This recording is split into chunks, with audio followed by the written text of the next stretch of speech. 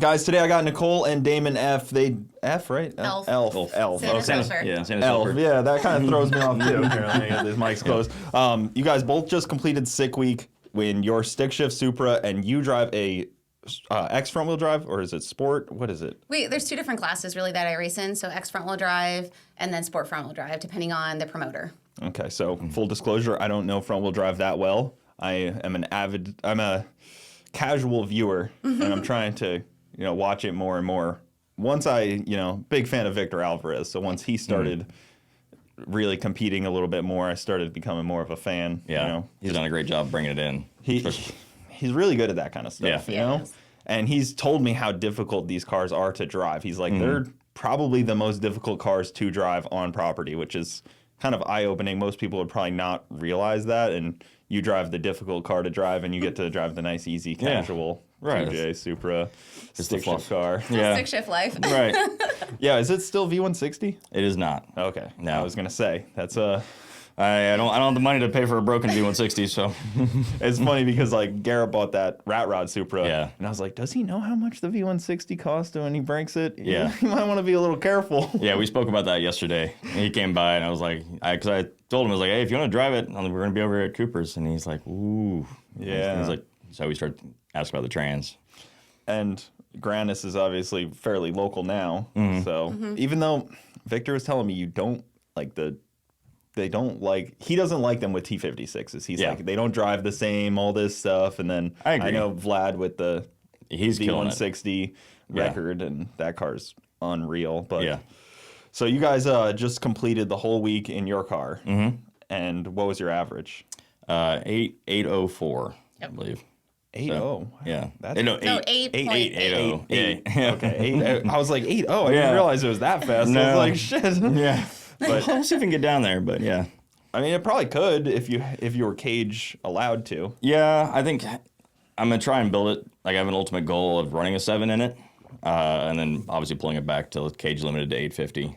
But I still got a lot to learn. This is all new suspension, all new everything, so there's a lot to learn with this car. IDS stuff on there? Yep. Yeah, I've got a Grannis subframe, induction performances, A-arms, and Powerhouse Racing stuff on there, and then IDS shocks. And this is the first event. Like, Monday was my first hit on them. Oh, wow. So I was like, here we go. David's so good, though, man. Yeah. I love those guys at IDS. They know suspension so freaking well. I'm sure within a couple clicks, they had you pretty well figured out. Yeah, the suspension was doing what I was wanting it to do. It was more of the tracks being mostly radial prep. I'm on slick, and the clutch. I'm at diaphragm clutch. I'm not a slipper. Yeah, so it was pretty rough. It's an oddball setup that we'll figure it out. Yeah. What's the engine combo? Sorry, I know I wanted to talk more about front wheel drive. We'll get there, but I'm a 2J guy at Brain, so now I'm swirling about the combo on your car, and mine's and mine's taken apart. So no, it's actually pretty basic. It's a GE block, so non-turbo block. Don at his Colored Performance actually built it like 5-6 years ago because I started building the car. It's just an off-the-shelf CP piston and a Corilla rod with just a little bit upgraded tool steel pin as the bottom end. I fire ring the head gasket at the beginning of this year. It's a turbo VVTi head. I did that just for kind of the streetability. And just baby cams, and it's baby small Kelford cams. And for a valve train. And it does have a dry sump. Yeah, I'll take one. It does have a dry sump on it, which I think is helping it stay alive a lot. Nice. Yeah, so that's a good addition. Yeah, oil pressure solid. I need to do that on mine. Yeah, it's a game changer. You could rev it out a lot higher too, I'm sure. Yeah, comfortably, I guess. Yeah, I mean, I spent 9,000 and it's not even a worry. But I try to stay away from that. I'm trying to be at like 8,600 shift point, but I only do the ones. Yeah, yeah. I'm a little easy. I just kind of but yeah, so everybody else is telling me to rev it higher, but I haven't. Now I have a turbo big enough to really lean on it and try and get some cams going soon. Where do you come through the quarter in though? Like top of fourth, bottom? Like where's it kind of at? Well, so since is it even worth revving it higher? I think in the first gears, revving it higher to carry it will help. But I saw you did a turbo on it. Yeah. I guess. Now it may be happier up top. With the bigger turbo. I think it will carry more. What'd you switch to? So I had a Precision 76 85 Next Gen on it.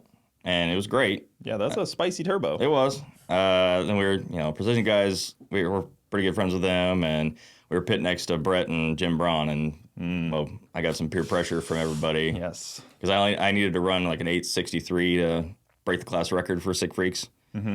And I was going 870s most of the week. And I was like, well, I don't have the launch figured out, so we need to somehow back half this thing to try and do it.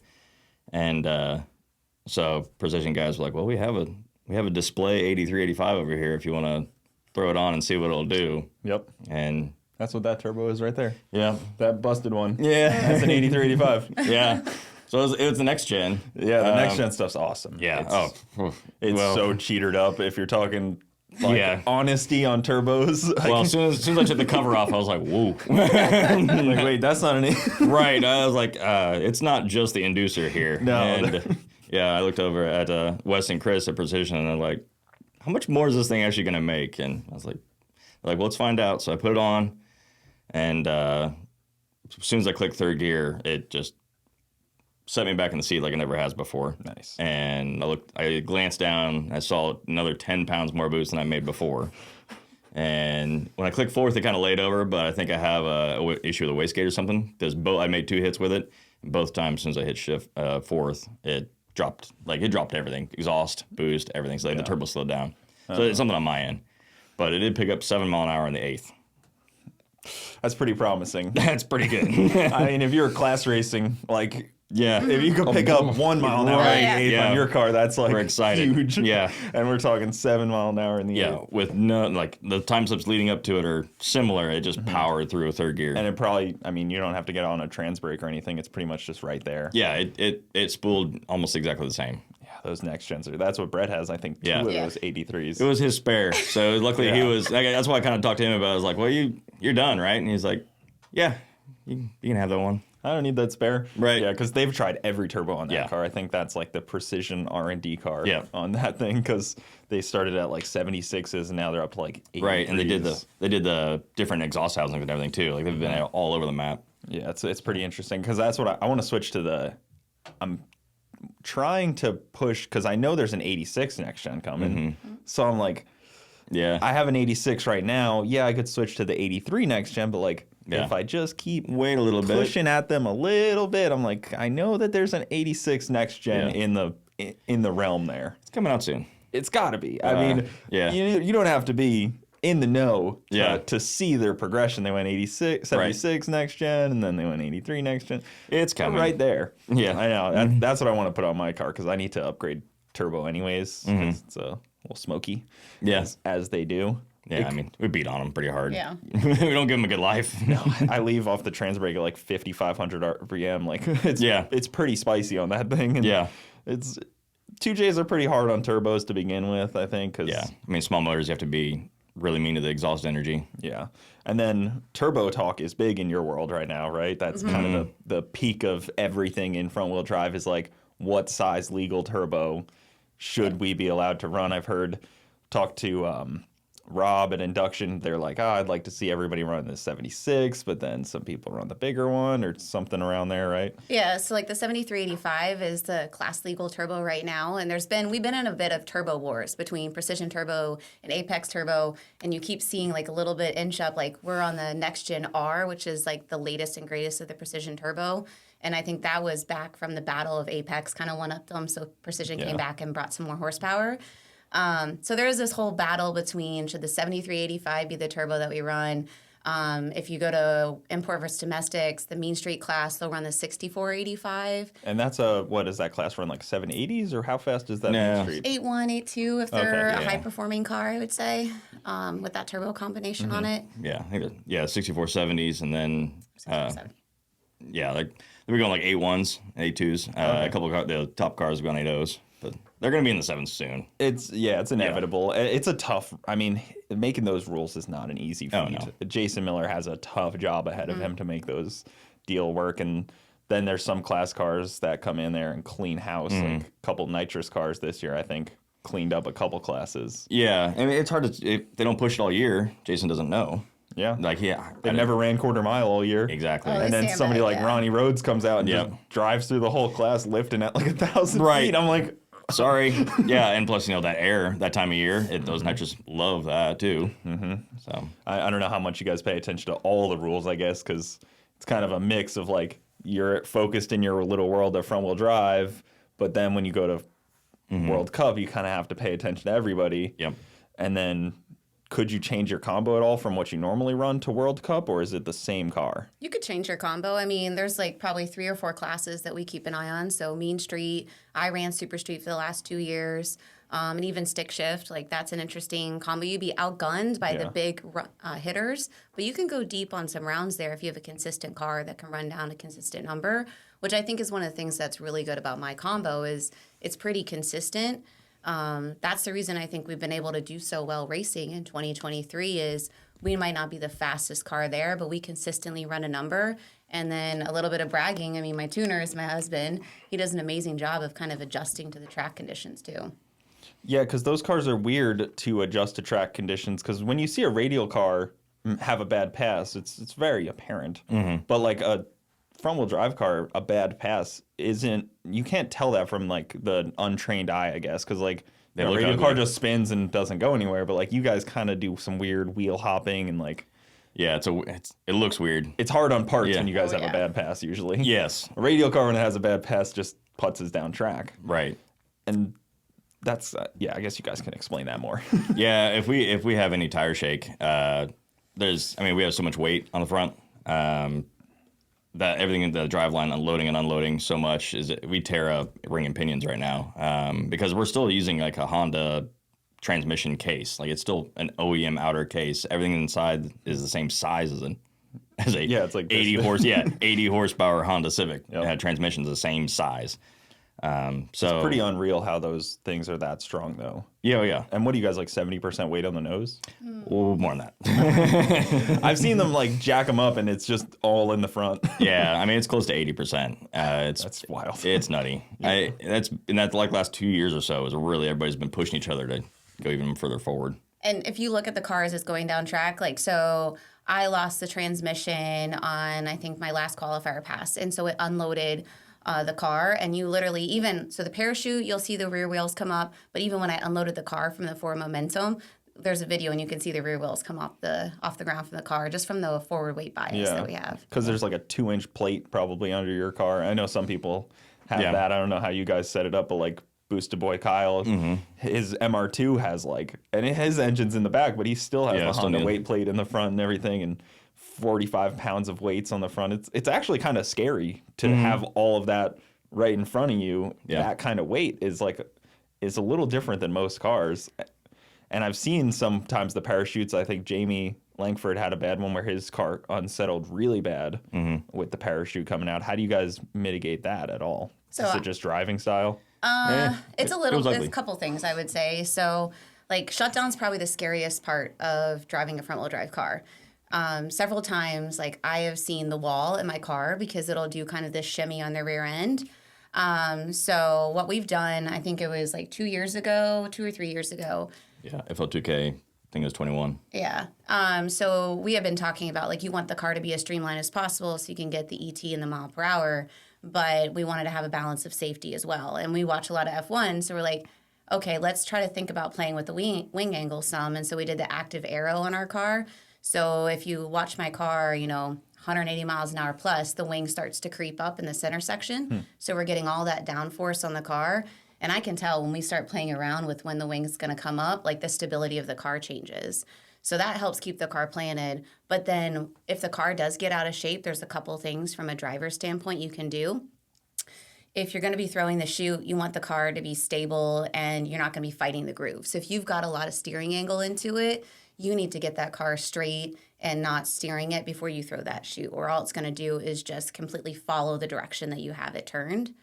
The other thing is like if the parachute starts to pull you, you need to, it's not gross adjustments. It's kind of like follow the car and kind of just try to slowly straighten it up and let it settle down. But throwing the chute is almost always going to pull you straight.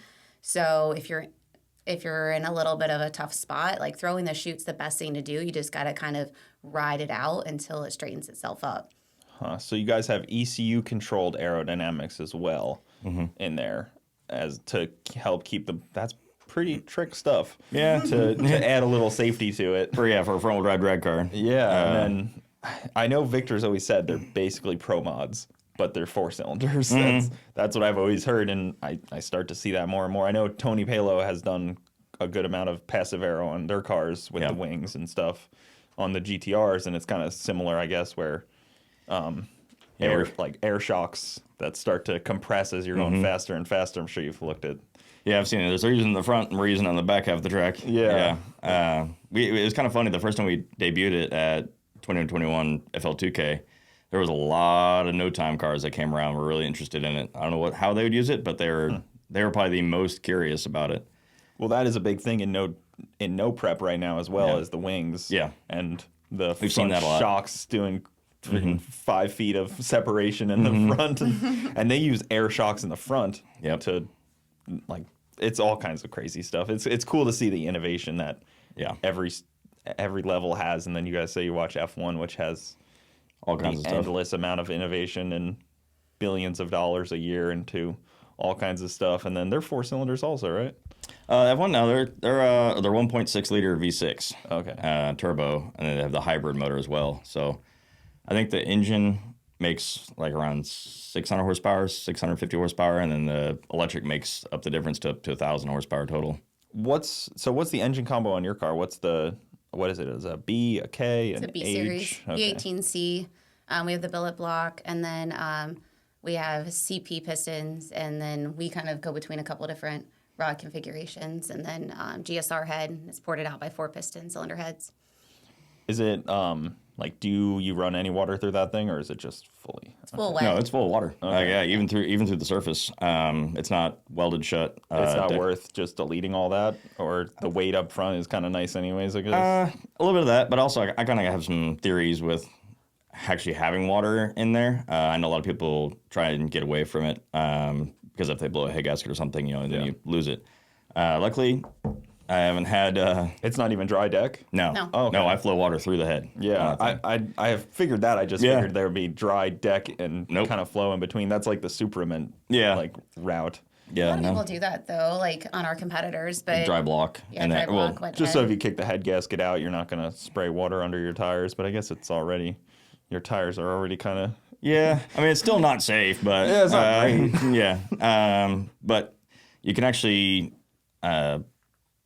If you monitor coolant pressure close enough, you can actually tell when you're like at the edge of but things going wrong. You're a data guy, I guess. Yeah, I am very. I see the Motec hat. That's a dead giveaway. That you probably have a lot of sensors on your cars. Yeah. That's usually the assumption when somebody has a Motec hat. Yeah, I don't know what you're talking about. Yeah, exactly. I am a Motec dealer, so that's what Damon Motorsports is. Makes sense. And then, I've always been a big data guy. So, I mean, I log almost 1,100 channels just on her car. So I'm the guinea pig car. Like my car kind of gets everything because it's pushed to the limits in so many different areas. And I will say, like, one of the things I'll look at on the shutdown is I'll look at the coolant pressure to see like how the engine's feeling, and we can kind of see how it recovers. Like I know if it gets up to a certain pressure level, we might be having problems.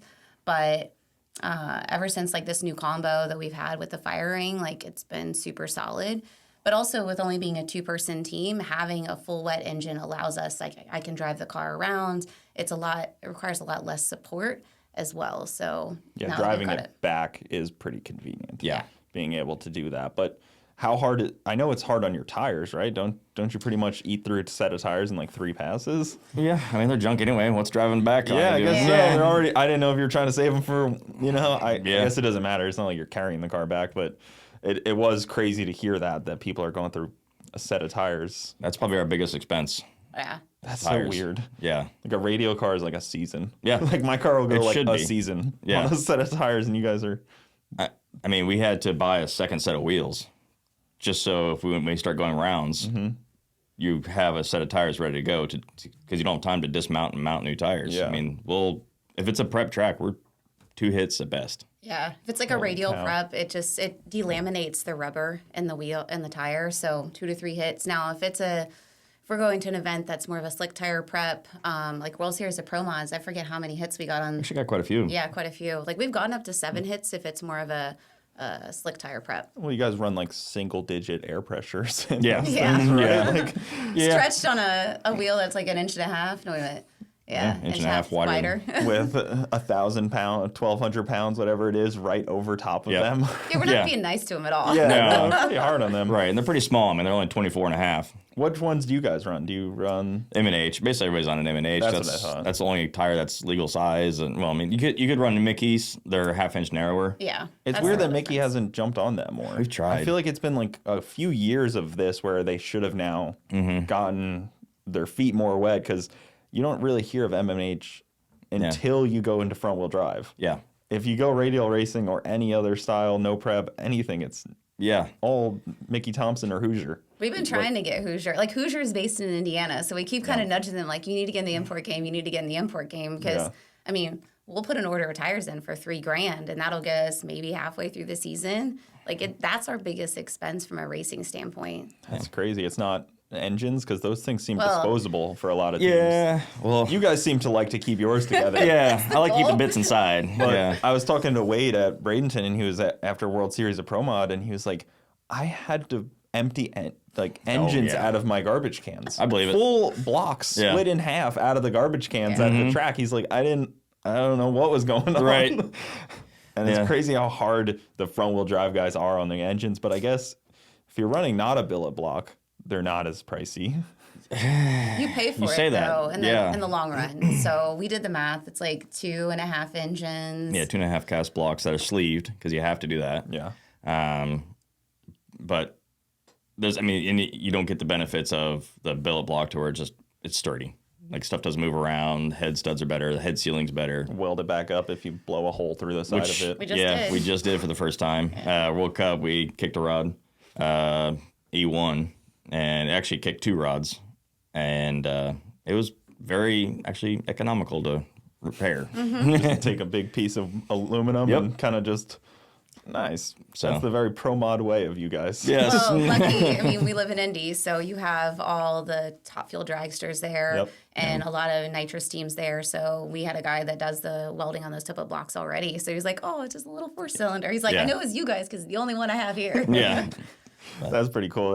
It's so cool, those cars. What do you guys run, Matt? M1? Yeah, we're in straight M1. Because there's a big nitro debate also in Honda. Yeah, that's more. I think Hondas are the only people that end up in this nitro debate. Yeah, which is weird because the VA guys never talk about it. The 6-cylinder guys never talk about it. I don't know any 2J guy that's ever tried it. I'm sure there's been some, but yeah, I don't know if there's as many classes like ours where we're just so limited on making power. Like we have to back half, right? That's the class. So horsepower is king, and the nitro you see more in the all motor stuff because now there's actually a class for it. I've never really messed around with it. I don't really want to because it's dangerous. I don't want to tear stuff up. Well, getting it to burn in a Honda is not easy either because like you need like a magneto, like not just you're not just running IGN 1A coils and sparking that stuff easily. Right. Like I know the top guys in the all motor nitro class. I mean, I know they have magnetos hidden. Mm-hmm. I've seen one on the side of an engine in a photo one time, and I was like, is that a top fuel magneto? Yeah. Tucked where the alternator should be? Yep. Belt driven? Yep. It was pretty cool. Like, I only ever saw it once because, like you said, they're probably hidden under the intake or something like that, but it's pretty freaking sick. It's insane to think that you have to do that. It doesn't make much sense because I was just talking to Clay Milliken, who runs Top Fuel, and he was saying he has 2 magnetos, and it's still not enough, but they limit you. Mm-hmm. So they need a lot of spark. Yeah. I mean, with a boost and everything on top of that, it's... Oof. Yeah, I would be curious what kind of power you Honda guys could get out of, like, nitromethane and boost.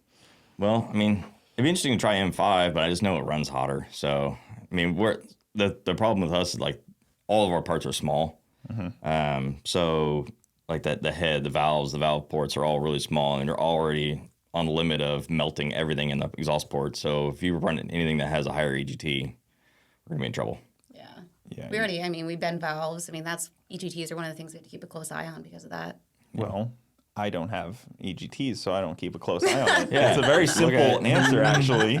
I just ignore it. Yeah. And tell Alpha, don't think about it. Yeah. It's just a number. Just plus. It's Yeah, fine. I try to take sensors away from him because you know I don't want any safeties hitting me mid-track or anything like that. You know, oil pressure, none of that good stuff. Yeah. Especially, I mean, for you guys in competition when it's like what was it at World Series at Pro Mod, like 20, 30 grand to win? Wasn't it something crazy? That was 20, yeah. Yeah, that's a big good payout chunk. for any class. Like, Right. no classes usually have payouts like that. Like Yeah. 5 grand is impressive. Yeah. When FL2K was 15 grand this year, so for our class. Yeah, I don't know what Victor's deal is. I loves need us. to He loves it. petition Yeah.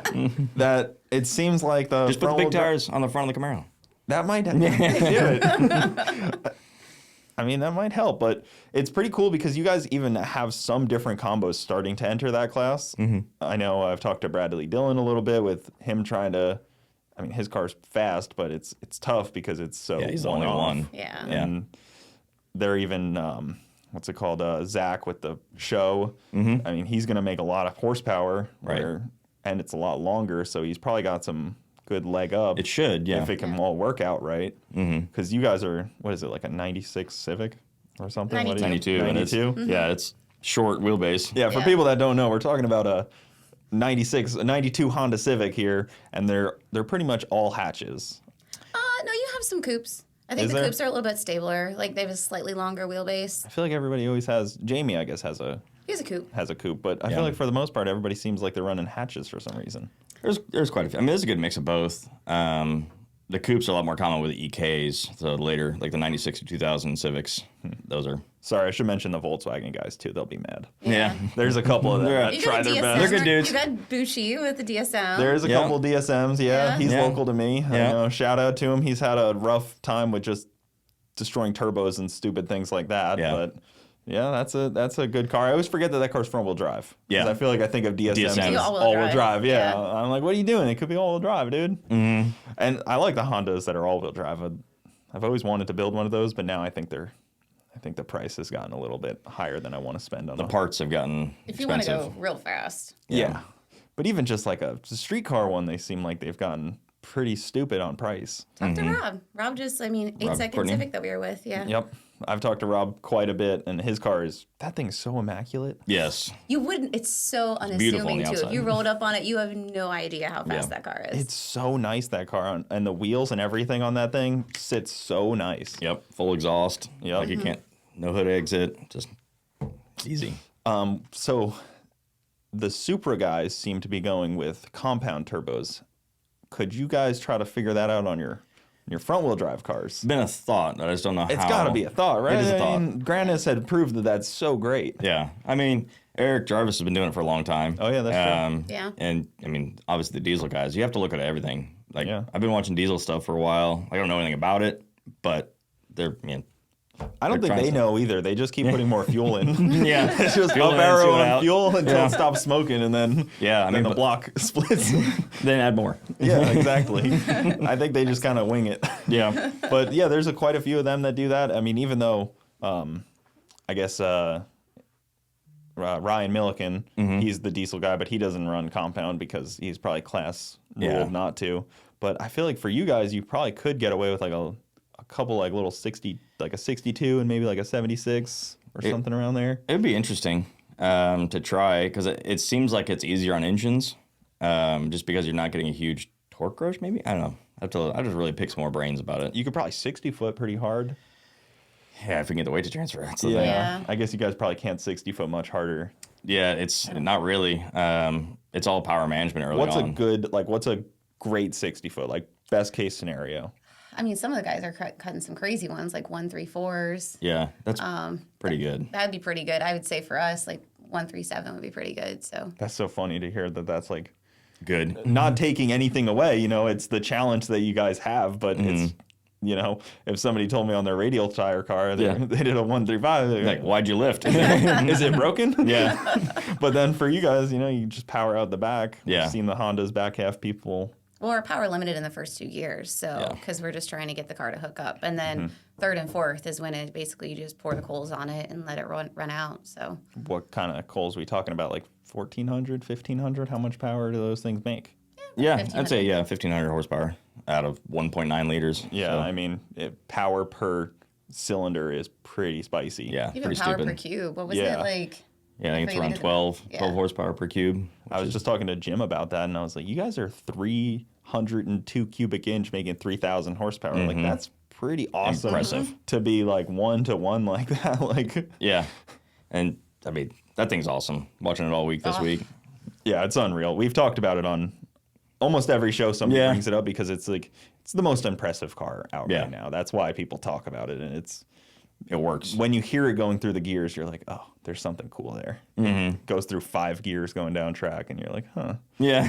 it only has 3. Yeah. What's going on here? Something special's happening there. Yeah. They've got that thing figured out. Dominates like everything it's in right now. Like, I mean, for it to take overall title at Sick Week is insane. Like, that should be one of the Pro Mod cars. It doesn't make sense. Like, No. and to not have to do 15 passes to get that pass that you want, because that's the other flip side of Sick Week. Like, you're not going to sit there all night until it's dark. Yep. Like You got to drive. You got to get moving. Yeah. Like, Yeah. and 4 to 6 hour drive after you're done. And what class were you in? But B? C? So I was in Sick Freaks, but yeah, B. It's a B run. But luckily, A, B slick, they ran those most of the time first. Yeah. So I was trying to sneak in and get done early. It's unfortunate. Every time I've done it, I've been in like D. Yeah. And I'm just kind of like, Oh, you get Thursday. Yeah, you get the Yeah. one day. Exactly. And that was the one day my car had a failure, and I sat at the track all night Perfect. fixing it. So it was great. But Yeah. that's unfortunate when you're in those later Yeah. classes there.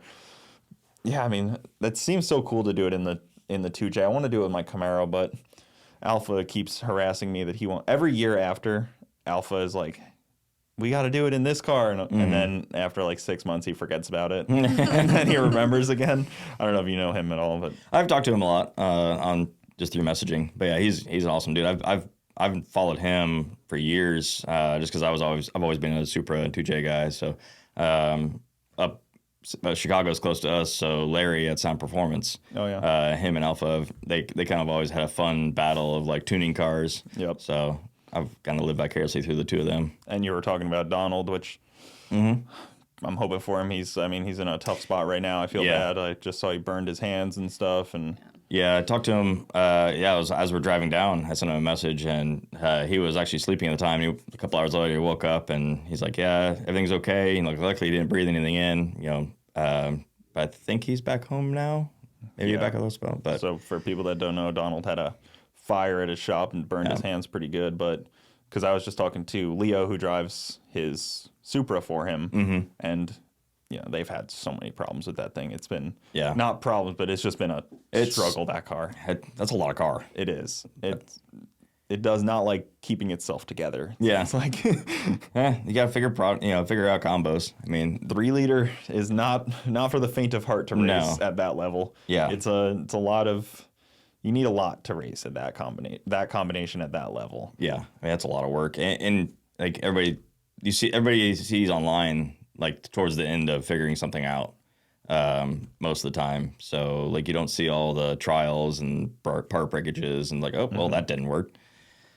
Yeah, and then you had the 2 turbos on there for a while, which was a lot of turbo to manage. Yeah, it was unique, but Yeah. do you want to do unique or do you want to go fast is always the tough battle. I love the way Granis set his up. Yeah. That looks like a really cool combination. Because if you can get away from nitrous, that's a nice expense to take off the plate and a nice variable, because nitrous can be a freaking hassle. I guess you guys can't run nitrous though, right? Even though it probably wouldn't do anything anyways. By the rules, we could. It's like a weight penalty, like 100 pounds or 150, depending on the class. We don't run nitrous. I mean, we don't make power. We have to hold power back until the 8th anyway. So it's kind of...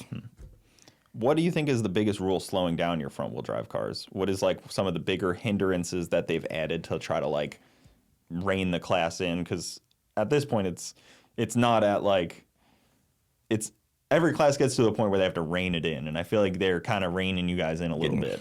I don't feel like they're really, I mean, if they're trying to rein it in, I think you could say turbo could slow us down.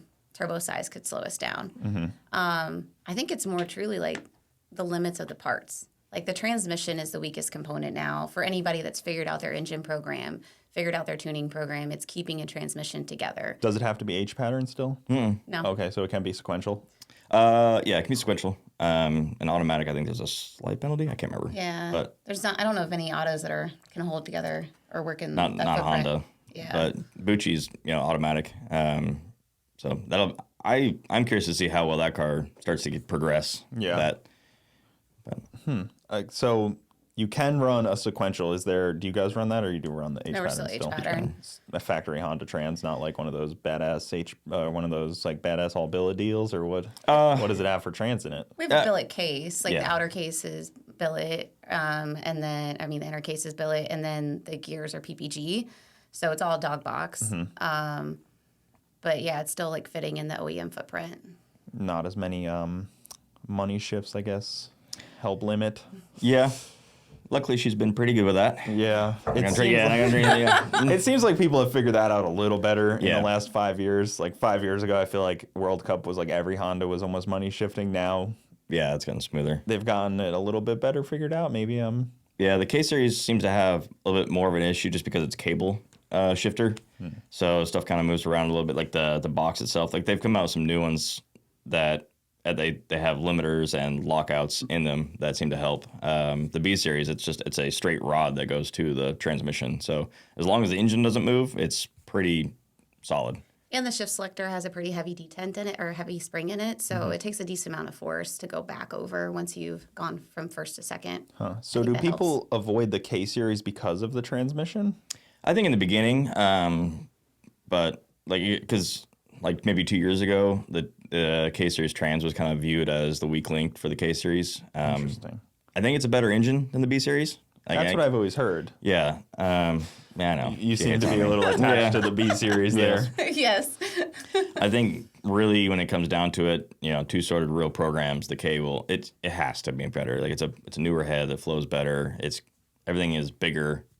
Well, the fastest Honda engines are K series. They're just Not in our class. longitudinal. Yeah, right. Exactly. not in our Exactly. class. The ones that are correctly placed, where the diff is in the back and everything like that, because those are the fastest ones, I guess, technically quickest. Because people like Eric Jarvis or like the Pro Mod one that went like 5s or something. Yeah, stupid, those things are awesome. Doesn't even make sense type of thing. Or out of our realm of racing. Yeah. Do you guys use any kind of traction control in that thing? Oh yeah. It's heavily on the traction control, and that's a big part of the reliability too. Is you need the traction control to leave, but you can't rely on it. You can't use it because hard limiters, when you're in boost and everything, just tears stuff up.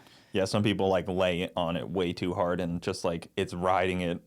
First 2 gears, and you're like, well, yeah, it's gonna be hard on something. Yeah, like it's gonna go fast, but how many times? So do you guys use both front wheel speeds and then just? Yeah, but wheel speeds and the rear wheel speed. Real. Yeah, because it's kind of the convenient thing of not lifting the front tire off the ground. We actually have a reliable wheel speed or ground speed. Ideally, we don't lift our front tire off the ground, but mine usually end up just a little bit in the air, kind of just ride like that. But my car's also heavy as heck, so it's like 3,200 pounds. You guys That's probably light. have like 1,000 pounds on me. Yeah, his is a lot heavier than that. I'm 3,650. It's funny because people are always like, man, it'd be a lot lighter if it was a Supra. I'm like, I don't think you understand it. It wouldn't be, and I'm not IRS. Yeah. I have all these like... You have advantages. Yeah, and my car's all steel, all glass still, so it's like... Yeah. It's heavy because it doesn't have any AC and heat and stuff like that, so I kind of think it's heavy. We also have dry sump and everything, and you probably have an air-to-air intercooler, nice heavy one. Yep. Full AC, so it's AC, full interior, all glass, like it's street car. Cage. So have you had the talk with him where he has to figure out what he wants to do with the car? Because No, there's not at some point you have to have this talk with people. Like you got to sit them down and be like, well, where do you want the car to go? Because you got to decide what you want. We've already said it's not getting a 25.5. It's as cage as far as it's going to be. It's meant to be a street car. So, like, this was a dream car that he had with his dad. And so I don't see this making sense to get converted over to a drag car. If we're going to do that, we'll do something different. I mean, it's a beautiful street car. It's original, 6-speed, twin turbo car. So leave it alone. I know quite a few people that have ruined some nice Supras. Yeah. In the same boat where they're at your level and they're like, just a little bit more. Yeah. Nope. Because once you like make that first cut, you're like, well, I guess I better just take all the AC and heat and cut the floor out and. Yeah, it would go a lot faster with all that stuff. Yeah. But we may have had that talk on the way here from Orlando. There's always that talk of that tipping point. Yeah. Where you get to that level and you're like, well, I guess the next step is a whole new car, or you can just get like a shitty 4th gen Camaro. Put the Supra stuff inside of it. When you squint really like a lot. It's got the same fish mount. They kind of have the same body style, 90s. Yeah. JDM, 90s. Catfish face. Yeah.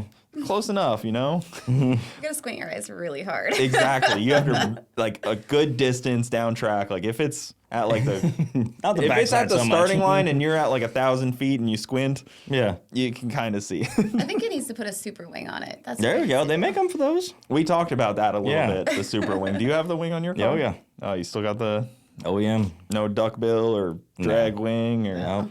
got to drill a couple holes in there, get the drag wing going. No. I daily this thing when it's nice out. It's got a dry sump. It's a race car. No. It's a dry sump that keeps the AC. Yeah, I guess that makes sense. Yeah. Does it have full exhaust? Oh, yeah. All out the back. I'm a little jealous now. Yeah. It cruises great. Like Yeah. It still has cruise control. So the drives and everything, just hit the button. Freaking Motec guys. Yep. You might take them for a spin in it. Yeah. Motec guys always do cool stuff like that. Yeah. Whereas I have a Pro EFI.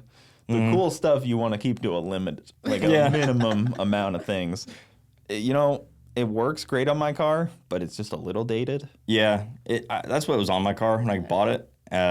It's a good system. It's definitely limited, but it's a pain to tune. It's a pain to flash.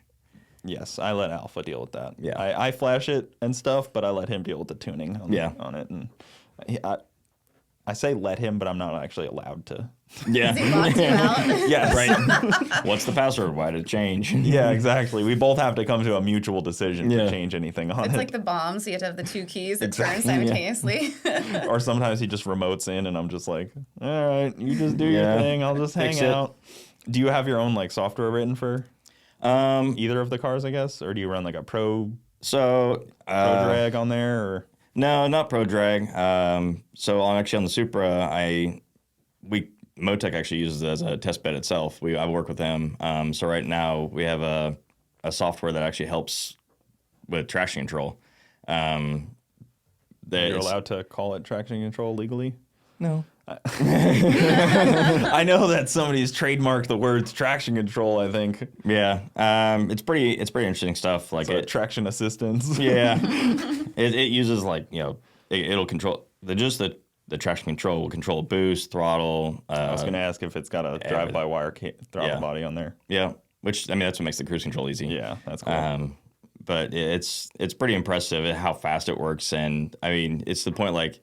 Obviously, I haven't road raced my car yet or anything. I'd like to take it around for some fun. But it's pretty impressive how you can math the throttle and just go around the corner. It'll figure it out. That's so weird. Yeah, it's so cool how that stuff works. And I love when I talk to people that work with Motec and how they like implement things by just asking. Mm-hmm. But then the other worry is if you have somebody implement something, it's now for everyone out there. Yeah. Anybody else with a Motec can just like, oh, cool. I'll just incorporate that into my deal. And I see what you spent all your R&D on now. Thanks for letting me have it. So it's kind of like this, like keep it hidden, but not because you kind of have to.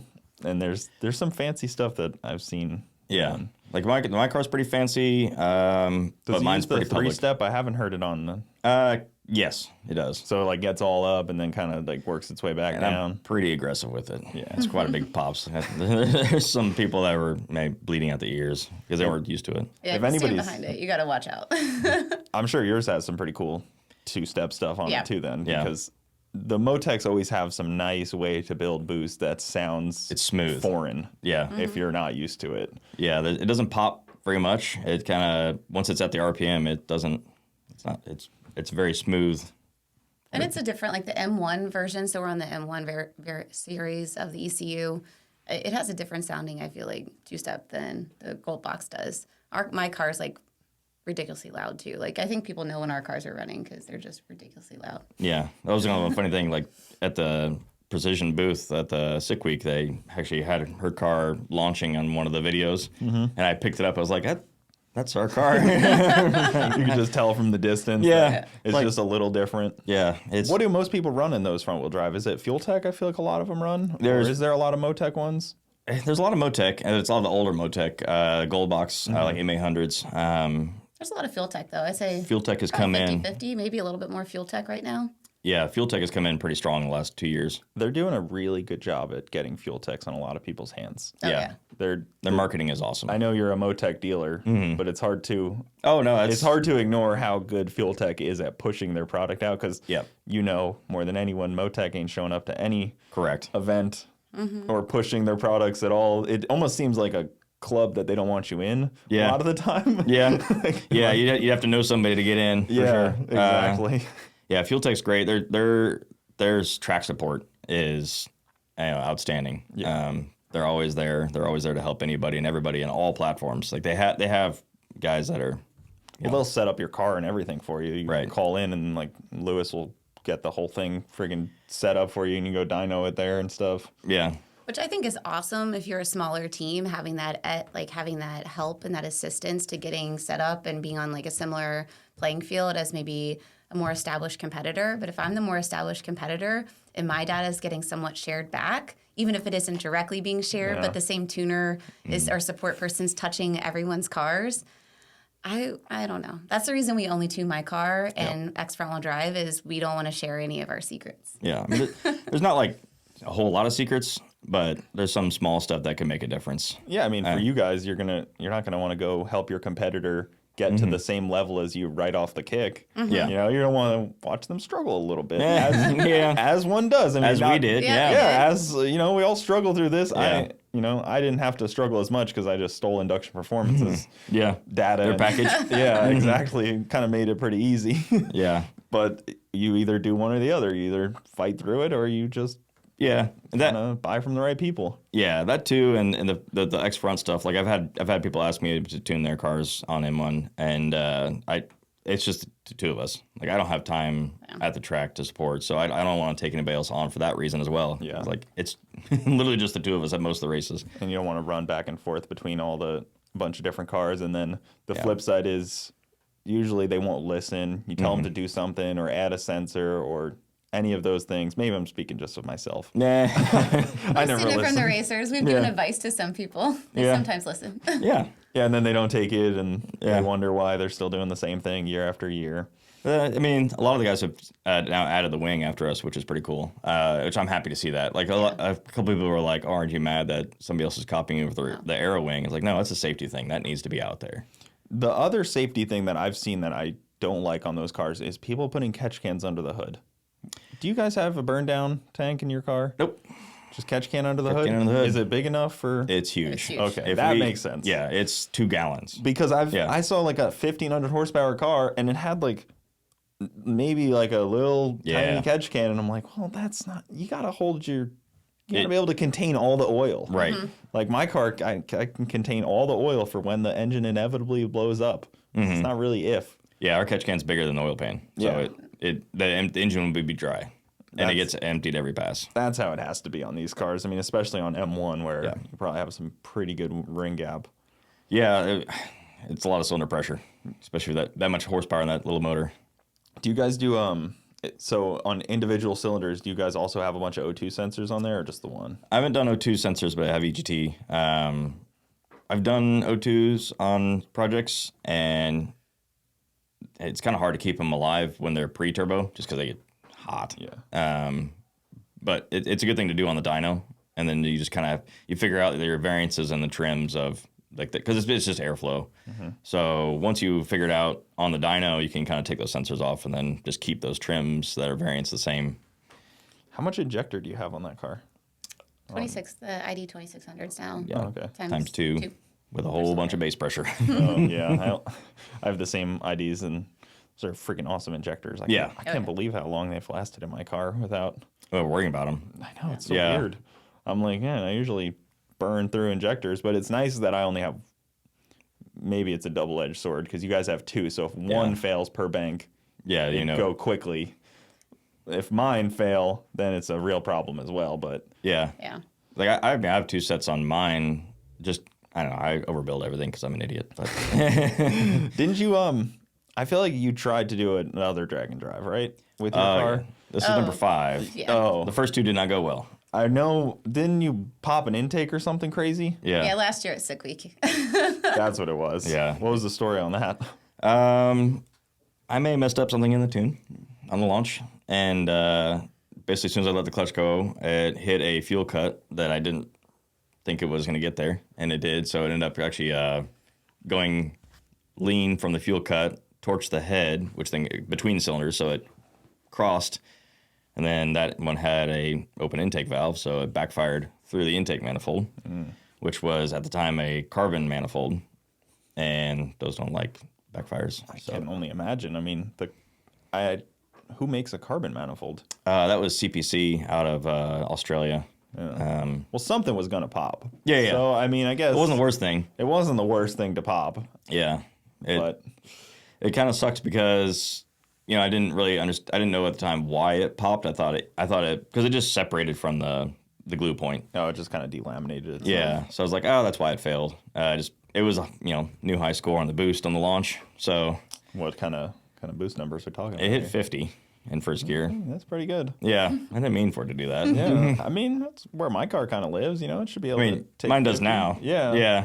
50, But 60, maybe some nitrous on top. I don't have that. That's next.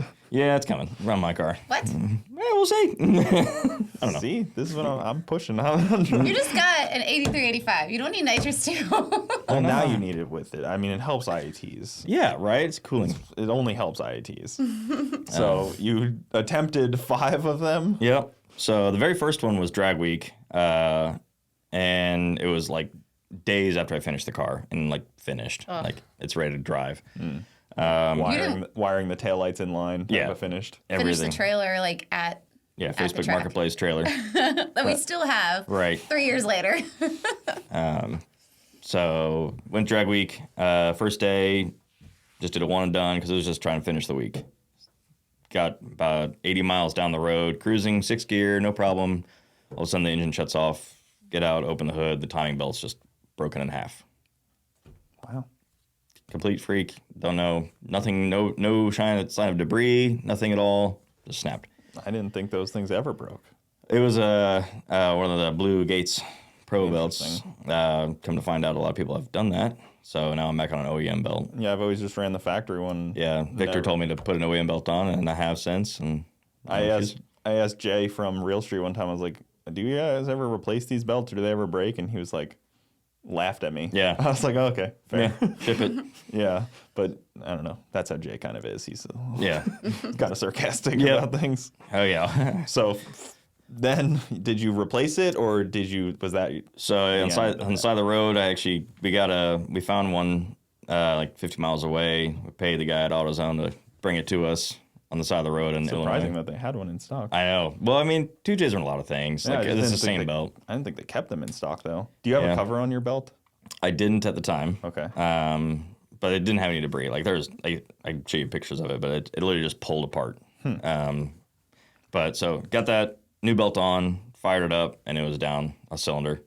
So we just limped it to like 10 miles down the road to a truck stop and called it quits there for that one. And then Because you had the VVTi head on it. yeah. I couldn't have a turbo VVTi head. They're not very common, especially in the middle of Illinois. That's what I run on my car, VVTi also. Yeah.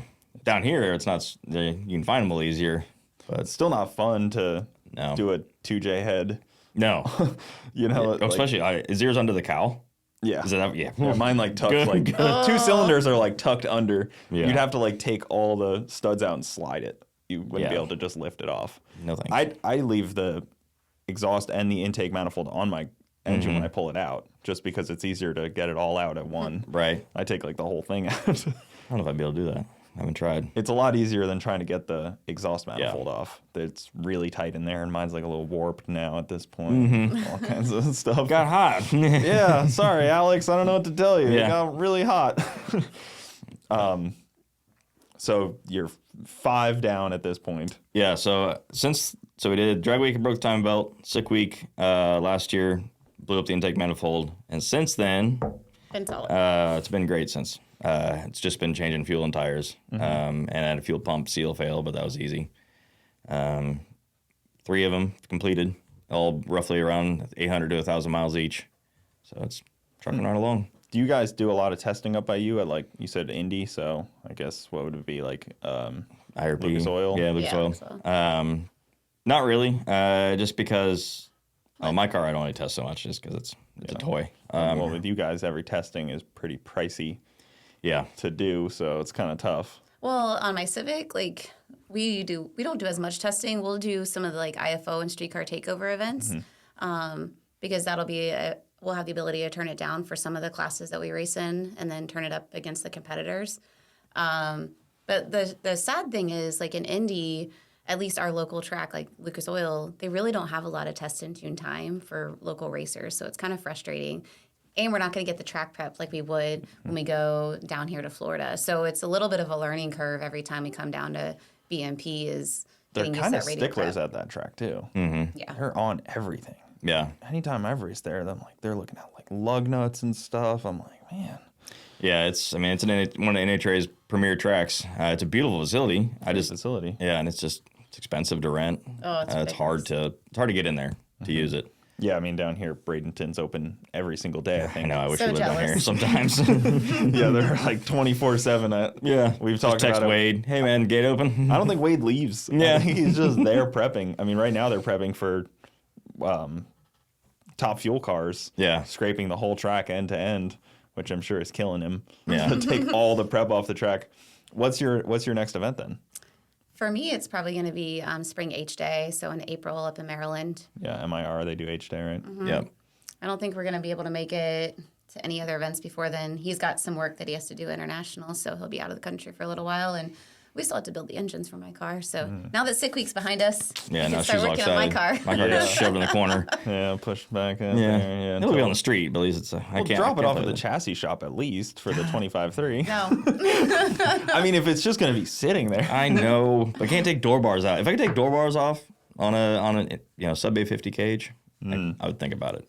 Yeah, so then you have to do the removable steering wheel. Then you get rid of all your traction, all your cruise control buttons and stuff. And Nope, it's the not doing it. slippery slope. I'm not doing it. It's the slippery slope. I mean, you guys are just hanging out with Jim Braun. He's down He's that a slippery bad slope right now. influence, and he texted me on the way over here. He's like, "Let me know if you ever need help making poor financial decisions." So His car is cut up right now for Yeah. all the. It's basically going to be Brett's old car, Yeah. type of thing. And me and him talk all the time. He's a bad influence. oh yeah, Oh yeah, he It's a started good the bad turbo up. influence. Well, Chris probably started the turbo change, and then I think Jim kept poking you. yeah. Jim's like, "What are you worried about?" I'm like, "I don't know. Rod's coming out the side of it." We use the same engine builder, so I always, anytime I'm there, I'm like looking at the Coyotes and stuff. I'm like, oh man, those are so nice. Yeah. That stupid It's a great aluminum platform. block. That stupid little aluminum block. Yeah, until you bolt the heads on. Yeah, Then it's out here. But they look so small when they're just sitting there Yeah. as a long block or short block. Yeah.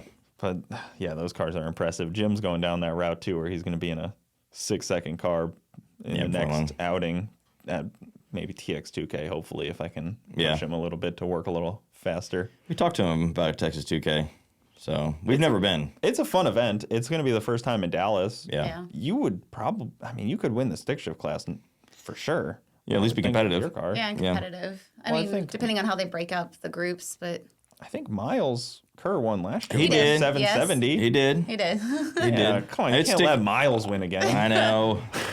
Well, we he's talk- gonna have we- some stiff competition. we talk still, a though. lot. Yeah. And then the year before that, my buddy Bryant won Yeah. with like an 8-second Mustang. Yeah. That's the beauty of stick shift racing. It's anybody's game. Yeah, Like, Granis always has problems at those. I mean, not Yes. like he has bad luck. Like he makes Yeah. these badass passes and then like just bad luck. Yeah, Miles is kryptonite too. Yeah. So he has. Well, my buddy Bryant accidentally sat Miles on the 2-step so long that his turbo went. Yeah. Sorry, guy. He was like, "Oops." Yeah. I didn't mean to do that. No, he was like, "I was just looking down at my data, making sure everything was like I was rolling in, and Yeah. I didn't realize he was up on." Because those Hondas, you think they could just sit on the 2-step so long? They always do it anyways. Yeah. You got That's a dicey game though. Like, eventually your head gasket can only handle so much. So. Yeah, but if you don't pay attention to any of that, Yeah.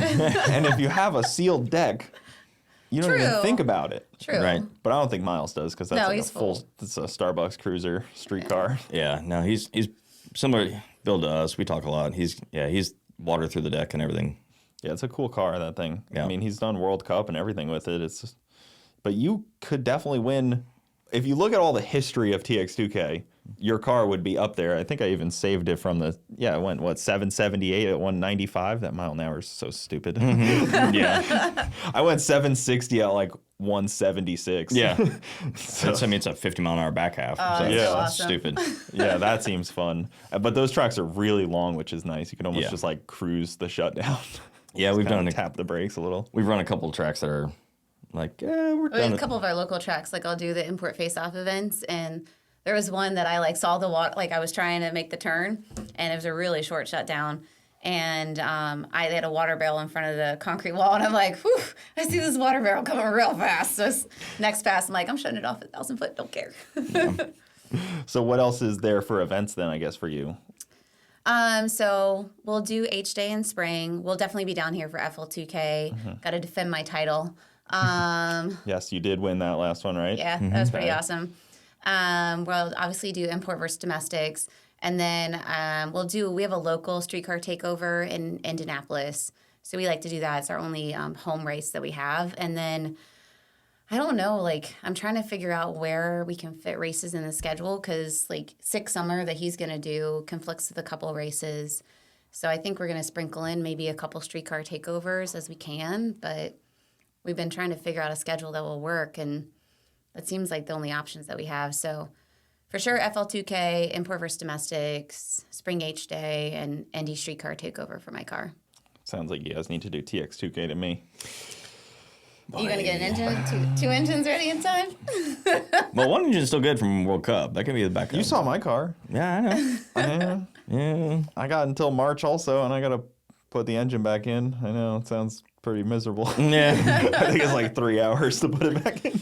Yeah. I mean, I could get it done in time. The only problem is work has to slow us down sometimes. Yeah. You said you're going out of the country. Is that for tuning? Yep. Yeah. So Middle East? Yep. So 4 piston cylinder heads. They have a customer that's actually running an autonomous racing program. So no driver. And it uses a Civic Type R engine and it's similar to a Supra Formula chassis. It's an open wheel car. I've always imagined you could shed a lot of weight if you didn't have a driver. No cage, no safety, no... Yeah, so the safety stuff goes away for sure. Yeah, you don't need a cage. Right, they don't have the halo on this car. Yeah. The computers are pretty heavy, though. It's impressive. Like, there's a lot of computers. It takes up the whole stack of the driver's seat.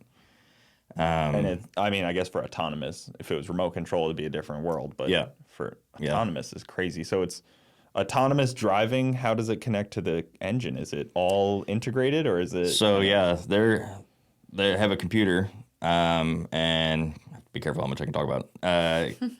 It obviously controls what the driver would do. So steering input, throttle, and brakes is the dumbest way to say it. But so they handle all that. They have sensors that can paint the picture of the track, like really fancy LiDAR, radar, and cameras. So as they're doing that, it's making the decisions a driver normally would make, and then it's talking to me through a CAN, the Motec, of desired torque, desired speed, and everything like that. So then we have to deliver the throttle position and everything for the speed they want. That's cool. So I guess that's the big debate in autonomous driving is, do you use LiDAR or do you use cameras? Yeah, passive, and yeah, Because Tesla goes by the cameras they prefer, but the LiDAR seems more reliable. Yes. From the assumption standpoint. I wouldn't know. I'm not smart enough for any of that. But It's above my pay grade as well. It sounds like it's actually your pay grade. Yeah. I mean, they're paying you to do it. I'm behind it. The engine's behind it. They do that stuff. It's very cool to be part of the program to see this technology getting pushed. Yeah. It's crazy. I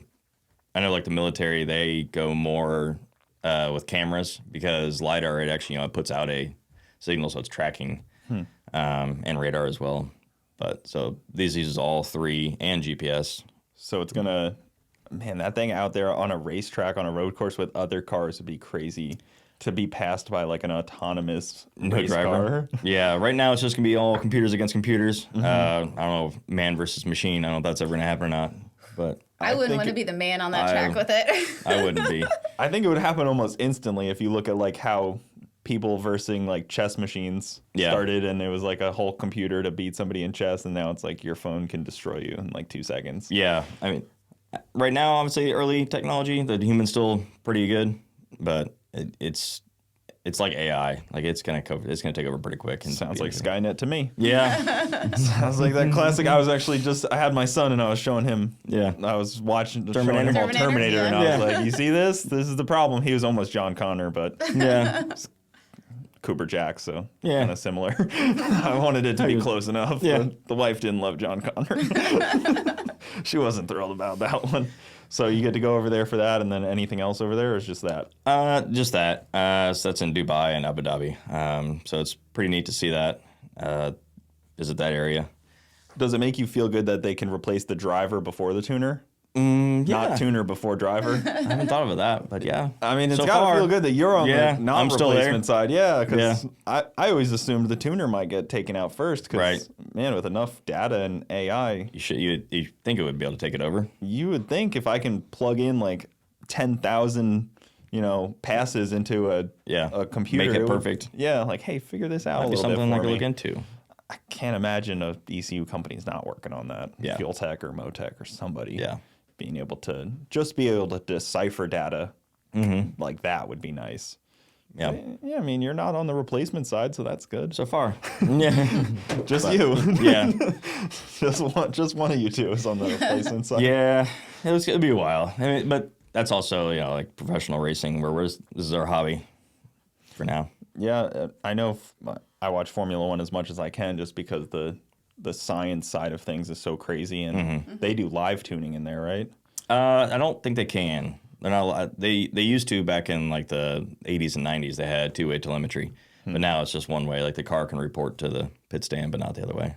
Interesting. I think NASCAR does that where they did, because they use like McLaren ECUs in those things. They do. They don't use them anywhere near to their potential. Yeah. As bad as that sounds to say, but like. But yeah, all professional racing is just car to stand, not stand to car. Oh, they can't go back and forth? No. By the rules? Yep. Yeah, it's real limited. How would they even know? There's pretty good ways to know. It's pretty obvious. I wonder if they're trying to keep it like price, because they do that a lot where a lot of rules are just made to keep the cost down for drivers. I wonder if that's part of it. I think it's also to keep it in the driver's hands. Because that way the driver has to make the decision. Because like traction control, like IndyCar doesn't have traction control. NASCAR doesn't have traction control. F1 actually doesn't even have traction control. Interesting. They kind of make it so it's more the driver has to decide options instead of being made from the stand. What's more interesting though, because those 24-hour cars seem almost more interesting than They're pretty cool. I worked on those a couple times. Yeah, what do you get to do on those? So I was actually a mechanic for Chip Ganassi Racing from 2011, actually into 2010 till 2020.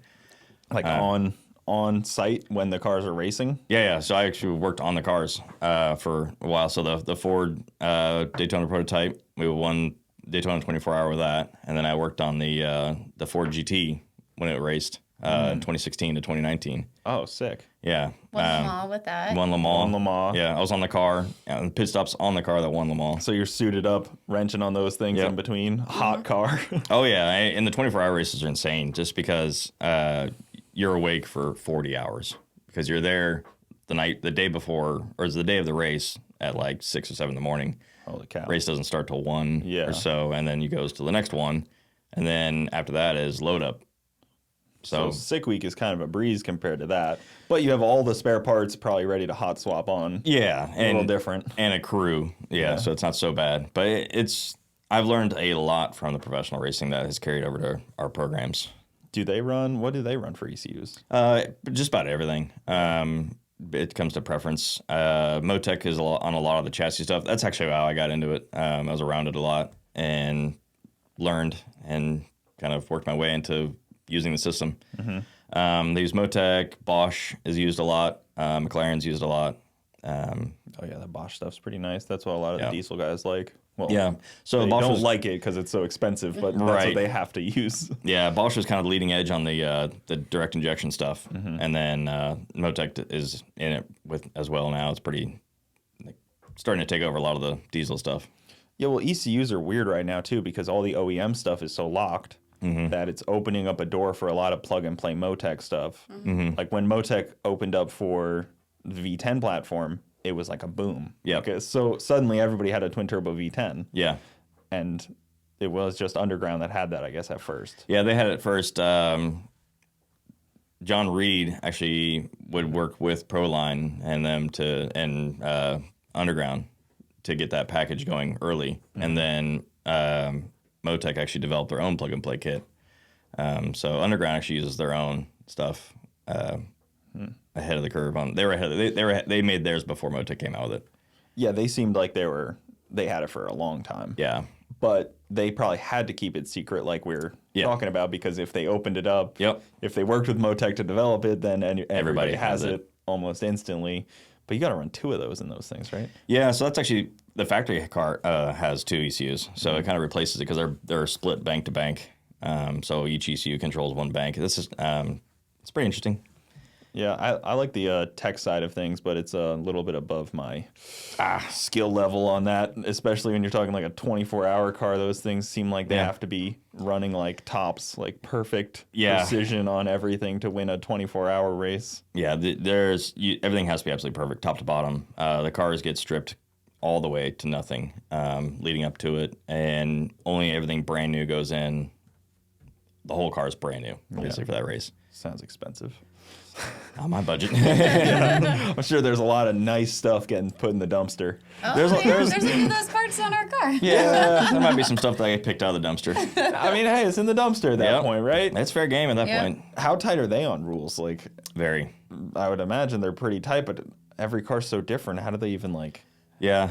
So they have what they call BOP. It's balancer performance. So they'll see how a race is going, and then they'll either put weight on you or pull boost or pull RPM and adjust it so you're in overall. The race? Not during the race. Oh, I was like, from race to race. I thought you were winning all of a sudden. I thought we hated our rule directors. Yeah, no. But yeah, from race weekend to race weekend, there'll be different rules, kind of like like LDR and same stuff like that. Well, they changed you guys a little bit too. The front wheel drive guys, race to race. A little bit. I mean, they introduced sequentials that really wasn't part of the rule until later part of last year. Yeah. And then they've done some weight adjustments for the different turbo sizes. Didn't Victor cause that sequential stuff? Didn't he get into a fight about that one? Oh, yeah. Wasn't he the drama behind that? We were on kind of both sides of it. I know neither side of it. So. Yeah. It was more like a poor wording of the rule. I am actually sponsorship obligated to side with Victor. Yeah. That's what I mean. To get that out. Yeah, we were pretty neutral in that. I saw both sides of it. It was a poorly written rule it wasn't the spirit of the rule. So basically, there was drama after an event we had in Virginia. But after that, the rule was clarified that they were allowed.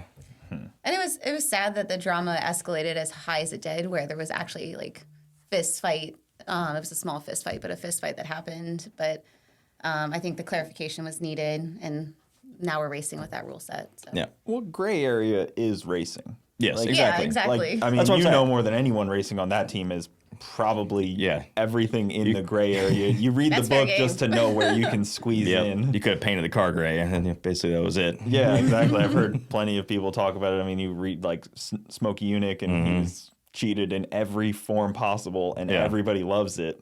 Right. But there's a certain amount of time given. 5 years after hearing about the cheating, you're like, oh, that's cool. Yeah. Same when it race, happens, you're like, no, not a fan. Right. There's a time frame there. Yeah.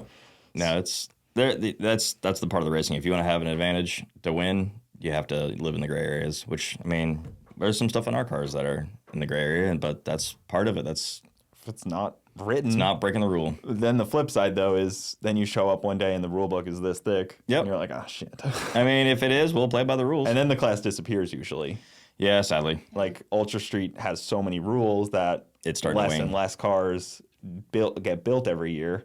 And I'm sure you guys kind of already start to see that where there's a boom and then kind of a bust of cars not being built as much. I feel like we're still in the boom, though, for front-wheel drive. I think the carnage is definitely taking its toll, but I feel like the one person that's stepping away, we're seeing another person build a new car or pass the torch on.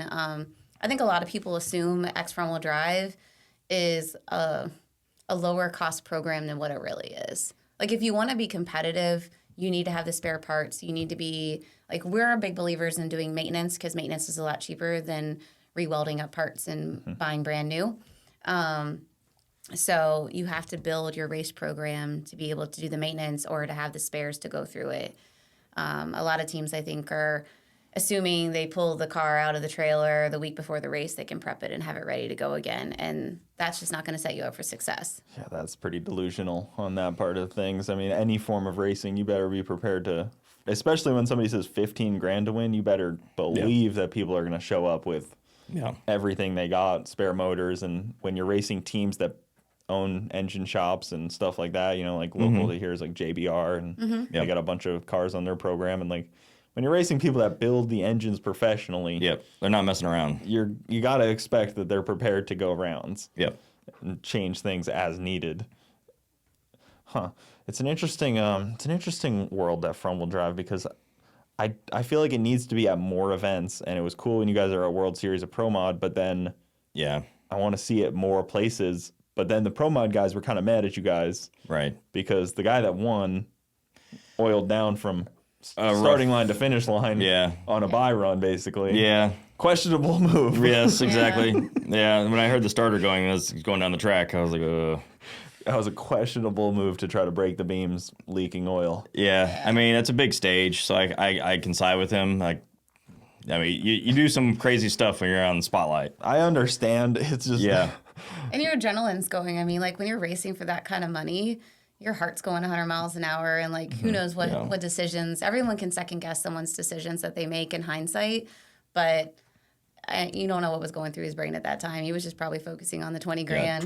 Well, I mean, just winning, right? We all want to win. I think he was just fired up to win, and he didn't realize he didn't have to break the beams to win that pass. Yeah. Because he already won on the tree. Right? Yeah. And then, so I'm sure they weren't thrilled about that one. But it happens in racing. I mean, you go to World Cup, and people oil down every single pass because they don't put heat in their motors. Yeah. It's as simple as that, you know? Yeah, I mean, it was just that simple. Yeah, I mean, it's a big part of it, though. I mean, a lot of people go to that race and they don't race all the time in 30 to 40 degree weather, and it's like it's everything's different. The amount of people that don't race all the time in general at that race is crazy. Like, you'll see cars that don't come out ever throughout the year. They make one Hail Mary pass, send it to Jason, and then suddenly they're at the biggest stage ever, and they're not prepared for it. And also, people have to really lean on their cars pretty heavily at that deal. Yeah. So it's a tough one. I mean, I've seen a lot of cars oil down that probably shouldn't have because they were leaning on it too hard. And then I've seen the whole event get shut down because of oil downs. And well, in our class that we race in Super Street, like the import platforms really have an arm tied behind their back because they base the rules on our best times. And you might get a 770, a 780 pass when all the conditions come together. But that track, it's super sticky, which is amazing, but it's also really tricky. And then as the temperature starts to change, you really start to chase the track. So they built the rules based on us being able to run 770, 780, but we can only do that once or twice, typically in an event, and if everything's working out correctly. So for us to start, like, as you're going through World Cup, your engine starts to get worn out a little bit more, and really we're going to realistically be more like a 790 car. And so we're basically have everything that we're throwing at it if we want to qualify decent. And by the time we get around to eliminations, we're already, the car's a little haggard. Yeah. Well, a lot of people kind of do a bit of a fool's qualifier where if you get 5, they're like, I got to take all 5. Yeah. You could get like a good qualifier on the first or second one and park the car and not wear it out. Some people wear their car out in qualifying. I've seen it so many times where car won't even pull up to first round after running number 1 qualifier 3 times in a row. And it's like, well, you could have relaxed a little bit here, you know, like you didn't have to do that. But the prep at World Cup's weird. It's not exactly radial prep. Because it's a mix of slick and radial. It's kind of like his own thing. It's good and bad. You have to figure it out. Like, Yeah. you guys probably know that it's so different than Bradenton. Yeah. It's wildly different than what we normally race all year on. I love it in second gear on. I'm still first gear. First gear is tough for us in that track. Tank first gear. Yeah, it's hard to not tire shake there in the front wheel drive car. It's just so sticky that there's not. I haven't figured it out yet. Well, because the GTR guys, you know, they have their wacky tire setup that they need to kind of deal with, and then they have the slick tires that they kind of have to deal with, and everybody has to be happy somehow, and Yeah. it's just impossible to keep them all happy, especially a GTR where it's trying to like rip itself in four And move pieces. around. It seems like Yeah. it seems like every tire is trying to rip itself apart as they go down track. Yeah, so there was a GTR in my class this week, in sick week, and that thing would be fast, real fast. But they had an unfortunate issue on Wednesday, I think. Yeah, day it's three. third day. Yeah. Which took them out, but It was the one that Brent was with, right? Yeah. Oh, I didn't know they got taken out. I thought he. Well, they hurt the engine. he hurt. Oh, okay. Yeah. So he pretty much was. He was just down on power the whole time. Yeah, so he didn't finish basically on Wednesday. So they had to throw in the towel, which sucks. Yeah, that's unfortunate. Yeah. Those GTRs are badass, but man, they could be finicky. Yeah. It's just cool to see different cars out at Dragon Drives or just any racing really. It's cool when they make the GTRs rear-wheel drive. I'm a big fan of that. Yeah, Mac's doing some pretty cool stuff. Yeah, And George. He's Yeah. nutty with his. Yeah. Mac with the Turbo 400 deal, and that thing's still heavy too, or Yeah. at least he says. I mean, he's kind of a grudge racer, so he's probably lying. But Nah. I had no idea. I'm pretty sure he's claimed that it's heavy, but Yeah, looks pretty light. yeah, it looks pretty light to me. Yeah. 4-linked, Turbo 400 car with Yeah. the aluminum 6-cylinder. Come on. A lead body. It better be pretty light. Yeah. But then George's, of course, and anything Tony touches is always pretty impressive. And Yeah. they were supposed to do GTR World Cup down here. Yeah, we saw it got canceled, Yeah. which kind Not of sucks. enough racers. Yeah. Yeah, they couldn't get the car count, even though they changed it to DCT World Cup. Do you ever tune in on any of those? They run Motex, right? Yeah, I did. I've played with a couple on the street, power level. I haven't raced any. Just a couple guys that had street cars that were in the area, and they're like, I got a twin turbo kit on it and play with it. But Talk about a finicky first gear. yes. Like 1 pound of boost you can leave on. Yeah, otherwise it's gone. Yeah, just destroy the trans. Yeah. I know I was talking to Elff about that one time, and he's like, if you understood what boost level I have to leave with this car on. Yeah, I haven't said I've raced any, but they're tricky. The whole transmission setup. So why front-wheel drive versus all-wheel drive? Is it just because of the class racing? I like the class racing and the X front wheel drive. So, I mean, I started out with my Honda Civic. I bought it, stock, and then kind of built it up. It's been a progression over the last 15 years. And I don't know. I really have decided, like a lot of people have asked me, why don't you go all-wheel drive? And one, it's costly enough to try to race a front-wheel drive Civic, let alone to pay for the parts for an all-wheel drive Civic. And I love how tight our class is in front-wheel drive. I mean, to get on the top 10 list, you have to run like something with a 7.8. Yeah, I think it's like 88 or something like that. Yeah, right I now. haven't looked at the last Which 2 one. years ago was the record. And then- 788. Yeah. And now it doesn't even get you in the class, or just gets Top you 10. in. Top Yeah. 10. And then I forget how many cars are like 7-second cars now. So anyone that's a 7-second car, like any day, they can win the entire event. So you have to be on top of your game, and it's just really close class racing.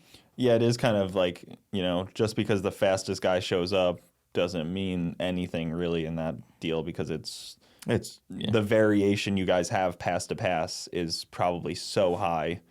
Not you guys in particular, but in general, a car pass to pass is going to have a tenth or so variation. Yep. Whereas like a radial tire automatic car shouldn't have more. If you're doing something wrong. Yeah, something's broken. But yeah, that makes it pretty crazy and interesting and tight. It's a fun class to watch because of how they leave and everything. It's so weird. I mean, I've seen like wheelie bars and crazy And the old stuff pro on cars. them. Yeah. The old pro cars are really cool to see. Yeah. I would love to see that class kind of make a bit of a resurgence, because I've talked to like 5 of those racers, and they're all talking about bringing them back. Yeah.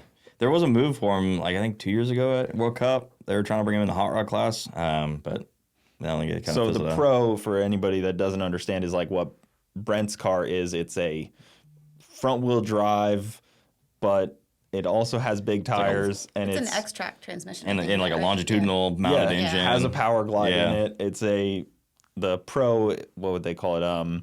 He calls his Bully. Bully, yeah. So the Bully, and then there's a couple of them that aren't that same way. Fong had something similar, and then trying to think, the guy at Nichole has one. Yeah, but they have big 26 or 28 inch tires in the front. Where we're at 24 and a half. Wheelie bars, a lot lighter. It seems so cool though. Yeah. Oh yeah, it'd be cool to see that come back. Such like an interesting form of racing, but it'd be like nostalgia drags almost. Yeah, exactly. Yeah. I wonder how fast you could go with the technology, like the technology we have nowadays. Like take our engine platform, put it in an old hot rod car, like not even a pro car, but an old hot rod car, like freaking fly. So weird how the Hondas have become such like a interesting thing. And with World Cup, I wanted to talk about how you would understand this too. They completely gut 2J cars. Mm-hmm. We need to freaking petition Jason to allow turbos to start with an 8. Please. I just got one with an 8. Yes, I'm all for it. Yeah, exactly. And then like the nitrous limited stuff, and I know J-Rod has always done it, but he's always had problems because they have to lean on that car too hard. It can't sustain what they push, what they have to force him to do. And that's kind of our problem with Super Street right now with her car. The real drive cars, they're kind of toying with us right now. Like if you watch qualifying and everything, a front wheel drive car might take number 1 qualifier like it did the past 2 years because it gets the one pass. But then all of a sudden, semifinals and finals, the real drive cars somehow find a 10.5 to 2 tenths, and where all of our cars are beat up at that point. Well, even like I think the Fox body Coyote with like a little precision or a little Pro Charger. Yeah, no problems. It just can go pass after pass like a bracket car. And then they're also like triple O on the tree. Exactly. You guys have trouble on the tree, of course, in a front wheel drive stick shift car. It's just inevitably going to be a difficult car to stage and leave on. Yeah, the tire being so big too. Like people didn't think of that. Like we have, like you said, single digit air pressure. And we have a huge tire in the front that takes up a lot of space on the beams, where you have somebody else who has 40 psi and they're skinny, just taking up this much. What can you guys see for reaction times? We've gotten down. Like what was it like in 80? Yeah. Yeah. We did. Some people can go a little bit like. Our car, I do something a little different than most people do with the launch to try and make it smoother. So that kind of makes it hard on her to cut a light, which. She got a lot of flack for a while for bad lights. It wasn't all her. But I didn't know that, so I was, no. No, I just wanted to make sure you knew that I wasn't bringing up something that I knew here. I was just guessing that those things seem tough to cut a light on. They are. In general, seems difficult. If it went red, you guessed. Yeah. Like it's hard to cut a light. If you're something like I would say respectable is probably 0.1, but anything with O is, you're doing a pretty good job on the lights. Yeah, I mean, it seems like that. And that's where it's tough, too, because that's big at World Cup where cars are that close. Yeah. If a rear-wheel drive car can go double O, they're going to have a solid lead on you guys. Car length. But then, of course, you see all the broken everything when it comes to round 2 is carnage after carnage at those races. It's pretty fun for the fans, I would say. Yeah, we had our first experience of changing an engine at World Cup in between eliminations. Yeah. That's not so bad. I've seen somebody change a chassis. Yeah, that was crazy. In a Honda. Yeah, that was. Who was that? That was import DPS. Oh, but that wasn't in eliminations. That was between. That was between qualifiers. Yeah, but still, I mean, they changed their chassis. Car. Yeah. I was like, that's a weird thing to have to change, but and then they almost had to do it again after that next pass. I think it pretty much did the same thing, tried to dart towards the wall or something. Yeah, and the shutdown. But that was shutdowns are always crazy, these things. It's fun to drive around World Cup after like 3 rounds of qualifier at night and see everybody thrashing. Yeah. Or there's just massive amounts of cooking going on as well, because there's all like the Dominicans and like the Puerto Rican guys that are just out there cooking like massive amounts of food for everyone. Yeah, you get all the smells of gear oil and motor oil and methanol and pork.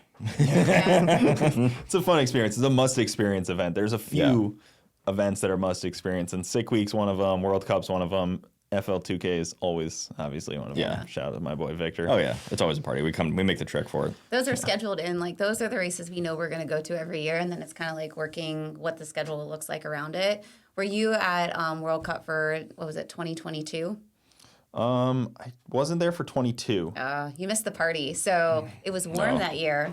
And 316 party. I usually try to avoid it because it's so cold there. I don't do well in that cold. I don't enjoy it. But the 316 party, I've heard. And that was Farlow as well, right? Yeah. Yeah. Right after he wrecked. Yeah. Right after that card. Yeah, it was after the end of elimination, or end of qualifying on Saturday. And we didn't have a good go at that event. We had transmission problems that we fought basically the entire week. I sucked. Whatever. But so a bunch of us were hanging out, and like, I don't know, you get a couple girls that are dancing, and then all of a sudden you start to like attract more and more people. And then 316 had their DJ equipment, and then Prayuto came over and was spinning a little bit, and then Farlow's group, and then we had like, it was a great mixing pot of all the different racer cultures, like domestic, import, every nationality that you could think of there. It was a good time. Yeah, it was a good time. Well, I forget that because 316's local to here. They're good dudes. They have no issue spending money. But I forget that Charlie is a original front-wheel drive guy. Like at his root, I think. Oh, yeah. I remember he told me that. Yeah, he's originally that. But yeah, 316, they have no problem spending some money on a nice rig and DJ equipment and all the tools and stuff. Yeah, they've had a pretty sweet setup. Yeah, and then Dennis races for them at that point. Yeah, he's good. Dennis, I love Dennis. Yeah, he's a lot of fun. He definitely talks the right amount of shit that you need in racing. He's one of those guys where people need that in, like, every class needs like somebody to kind of fire people up. I feel like Dennis does a pretty good job at that. Oh yeah, he'll get in there everybody. But he knows where that point is to just get right to your skin and just stop there. You sure? Because I feel like he's gotten under some people's skin. He may have. But. And we talked a little bit about this. This class has a lot more women than I feel like a lot of other classes, which is interesting. I don't know why there's the attraction to front-wheel drive racing that brings in more women drivers. So I have a theory, and this is just my own theory. But so I work in a male-dominated field. I work in engineering. And I feel like if you see someone that looks like you feel like that possibility is more open to you. So there's been women racers before me. Like Lisa Kubo was one that I watched race back when I was, dreaming of having like a 9-second car. And so having that aspirational role model out there helps people see the possibility. So the little bit, I mean, these women have all formed their own way of getting there. But I feel like them seeing me coming out there and kicking some ass said, you know what, I can do that too. And they also know that we support each other because there's so few women in racing. Like at every World Cup, I go and add up how many women racers are there, and it's typically less than 2%. So we always talk about the guys have the boys club, so we have our girls club, and we support each other, cheer each other on, because even though you might be talking to us and thinking like we're badasses, we can handle everything you're going to throw at us, there's a little bit of that imposter syndrome floating around in the back of your head. And you need someone to tell you, like, you've earned your right to be there. No one's second-guessing you. Just go and kick some ass. I mean, I love to hear that. And I tell people all the time, like, the win light doesn't really care about your race or gender. It's pretty nice. Like, it's pretty unisexual. Win lights are just pretty standard across the board. But it's cool to see women in the sport. And I don't know, for some reason, it always seems like front-wheel drive just attracts them. I mean, now there's, like, 4 women I can think of in your class, right? Yeah. That's pretty heavy women centric. I don't think there's any in streetcar class that I race in. I don't think so. Not that I can think of. And the crazy thing about the women like that are going to be racing this year is that they're all in strong contending cars. Like each one of their own right can go and win any race they're going to go race at this year. So I think it's awesome. We're going to keep all the guys on their toes. Yeah, I was excited to see Rob lose his seat. I've been pushing that for a while. My girl's Adriana. Yeah, get out of there, Rob. Move over, dude. Yeah, for about a year or so, I've been pushing. I'm like, man, you've gone off. She's a bit lighter than you. You can, some work. Yeah, because he's new at Induction Performance, the tuner on there. So I've gotten to know him a little bit in his car, and it's cool to see kind of that progression of his program. And that car is super capable. It should be a Yeah. You just gotta work out the kinks. Like every time you change something new, like it throws your whole program and combo off a little bit, and you gotta make those adjustments. I mean, the weight's gonna be a great benefactor for them, but they're gonna have to deal with maybe some new challenges they haven't seen before. And Victor is back in Goldie again this year, right? Yeah. He's got I believe so. I hope he's racing this year, Goldie. Yeah, he's a busy guy, but that is true. And he's got a new Supra coming out that's looking pretty. Yeah, it looks nice. That thing's top tier. Yeah, a lot of people don't know that paint scheme, but that's an old OG paint scheme. Craig Paisley's car, right? Yeah, it's like a really, it is like a special car color scheme and everything. I've been trying to get the driver's seat of it a little bit. I've been pushing. Yeah. How's that come on, going? Victor. It's not actually. Yeah, not going very well. I'm like, come on. You've let off the button enough times and fast, though. Like, Yeah, you got to run the show and let somebody else do it. Come on, Victor. You got to work, dude. You can't be driving a car. But we'll end it off here, guys. Thank you so much for coming on. How can they find you? How can they keep up with you, follow along with your journey? So if you want to follow along for me, it's at Miss PSI on Instagram. I also have a Facebook page as well that I keep updated. And for you? Demon2JZ on Instagram. I don't have Facebook, but demonmotorsports.com also has some stuff on there. Cool. Well, I'll try to put everything in the description as much as I can remember, but I'll try to make sure you text me the stuff to put in the description because it helps. It's hard to keep up with all this stuff. But thank you guys so much for coming on. This was a lot of fun. Hopefully it was eye-opening for some people that don't understand the front-wheel drive life, but I appreciate it. I'll see you guys next time. Thanks. Thank you.